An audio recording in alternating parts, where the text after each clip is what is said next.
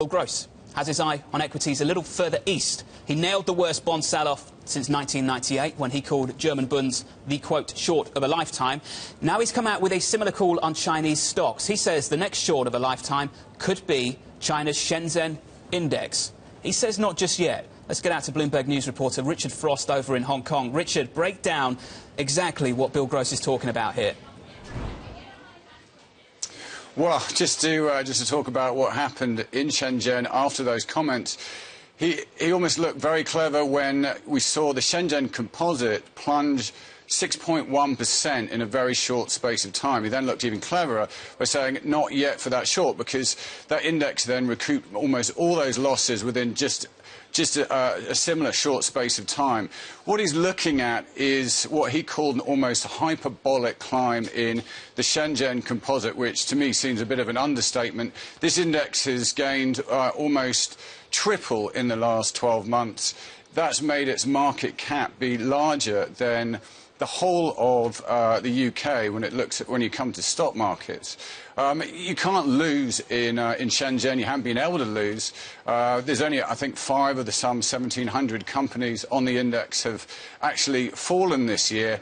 And with valuations now, when you look at projected price to earnings, the highest in the world, you look at any stock market, 44 times projected earnings. NASDAQ is only 22. You can see why he thinks this is a market poised to decline. You can also see why he doesn't think you should bet against it just yet. That wall of money is still there, but as that volatility shows today, people are getting more and more nervous about where this market's heading. Richard, I guess the takeaway is Chinese equities don't like Thursday mornings if you look at the last couple of weeks. For me, though, there's another big story underlying the sell-off in the early session anyway. The IPO story. China National Nuclear Power hoping to raise $2 billion. I hear the bids were quite a bit higher than that. Just a little bit, some $270 billion.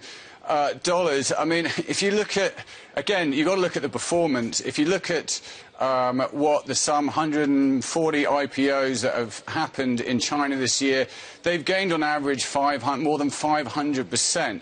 I mean, you wonder why those bids weren't even higher. It's almost impossible to lose. You know, what people are doing is loading up on debt, putting it in there, it's guaranteed.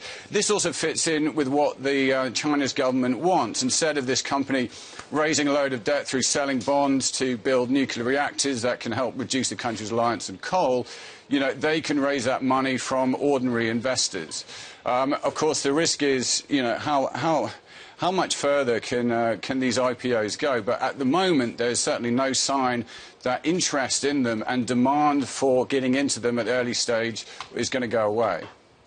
Richard Frost, fantastic work. If you haven't seen that article, check out Bloomberg.com. I'll tweet it when I get off air.